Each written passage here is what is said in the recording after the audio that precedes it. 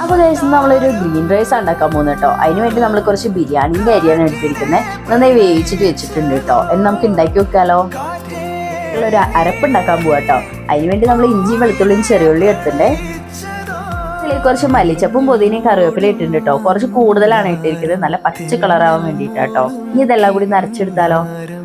അങ്ങനെ നമ്മുടെ പാനെല്ലാം ചൂടായിട്ടുണ്ട് കേട്ടോ. അതിലേക്ക് കുറച്ച് നെയ്യ് ഒഴിച്ചു കൊടുക്കാവേ.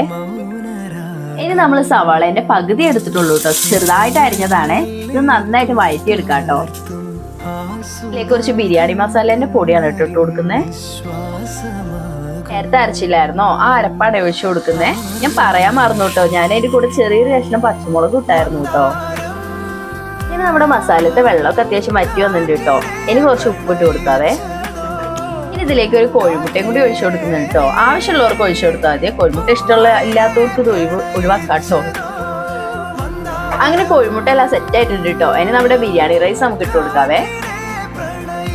ബിരിയാണി റൈസും എല്ലാം കൂടി നമുക്ക് നന്നായിട്ട് ഇളക്കി യോജിപ്പിക്കാനുണ്ട് കേട്ടോ. നമ്മുടെ ഗ്രീൻ റൈസ് ഇവിടെ റെഡി ആയിട്ടുണ്ട് കേട്ടോ. എല്ലാവർക്കും എന്തായാലും ഇത് ഇഷ്ടപ്പെടുക. പച്ചക്കളർ കുറവാണെങ്കിൽ ഒടുക്കത്തെ ടേസ്റ്റ് ആട്ടോ. കുട്ടികൾക്ക് എന്തായാലും ഇത് ഇഷ്ടപ്പെടുക. പിന്നെ അഭിപ്രായങ്ങൾ പറയുന്നത് സബ്സ്ക്രൈബ് ചെയ്യാനൊന്നും ആരും മറക്കല്ലേ.